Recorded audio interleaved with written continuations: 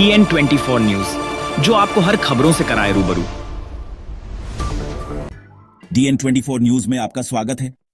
लोकसभा में वित्त विधेयक 2025 पर चर्चा जारी। दीव दमन सांसद उमेश भाई बाबू भाई पटेल ने अपनी बात संसद में रखी। क्या कहा सांसद उमेश पटेल ने, जानिए इस रिपोर्ट में। धन्यवाद अध्यक्ष महोदय जी, मैं फाइनेंस बिल 2025 पर अपने विचार साझा करने के लिए सदन में खड़ा हूँ।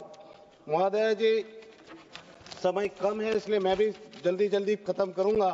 महोदय जी, हमारा संसदीय क्षेत्र केंद्र शासित प्रदेश है, तो आपको पता ही है कि वहां पर कोई इनकम के स्रोत नहीं है। वहां औद्योगिक इकाई आई हुई है, पर काफी समय से हमारे यहाँ प्रदेश में जो राहतें मिलती थी इंडस्ट्रीज को, वो समाप्त हो गई है, जिसके चलते इंडस्ट्रीज पलायन हो रही है या तो वहां पर बंद हो रही है। मैडम, आप जानते ही है कि हमारा जो प्रदेश है केंद्र से शासित है, इसलिए हम 100% जीएसटी सेंटर को देते हैं। हम चाहते हैं कि 50% जीएसटी जो सेंटर की है वो ले, पर राज्य की 50% जीएसटी माफ की जाए औद्योगिक इकाइयों के लिए, ताकि औद्योगिक इकाई वहां पर सर्वाइव कर सके। मैडम जी, एक बात और भी कहना चाहता हूं कि आप जानती ही होगी कि आयुष्मान कार्ड की सुविधा गरीब लोगों के लिए लाई गई है, मगर आयुष्मान कार्ड में काफी सारी बीमारियां जो है कवर नहीं होती। तो मैं चाहता हूं कि वो सारी बीमारियों को भी कवर किया जाए। आयुष्मान कार्ड को निजी हॉस्पिटलों में भी जारी रखा जाए, ताकि निजी हॉस्पिटलों में भी उनको कवर किया जाए, ताकि आम जनता को निजी हॉस्पिटल का भी इलाज मिल सके। साथ में मैं ये कहना चाहता हूँ कि हमारे यहाँ फिशरमैनों का धंधा है, मगर वहां पर फिशरमैनों को नाव की खरीदी, जालों की खरीदी, इंजनों की खरीदी वगैरह में उनको राहत नहीं मिलती। तो मैं चाहता हूं कि सब्सिडी, उनको भी सब्सिडी मिले और मच्छीमारी के बिजनेस के लिए उनको भी वहां पर राहत दी जाए।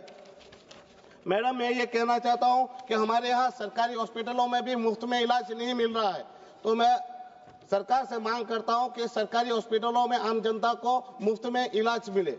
साथ में मैडम, मैं ये कहना चाहता हूं कि हमारे यहाँ बड़ी बड़ी बिल्डिंगें बन रही है स्कूलों की, मगर वहां पर स्कूलों में शिक्षकों की भारी कमी है, कॉलेजों में प्रोफेसरों की कमी है।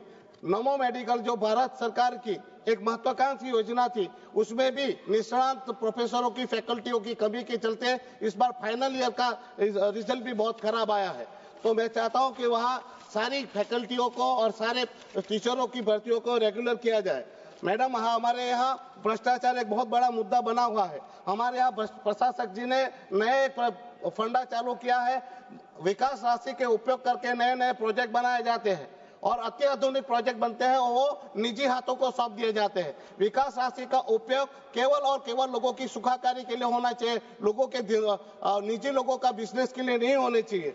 मैडम, मैं आपसे अनुरोध करना चाहूंगा कि हमारे यहाँ जो आखिरी 7 सालों में जो भी विकास कार्य किए गए हैं, उनकी कॉस्ट ऑडिटिंग हो जाए, कॉस्ट ऑडिटिंग की जाए और उस सारे कार्यों की सीबीआई जांच की जाए, क्योंकि मैडम मुझे लगता है कि वो सारे कार्यों जो भी विकास कार्य हुए हैं उसमें भारी मात्रा में भ्रष्टाचार हुआ।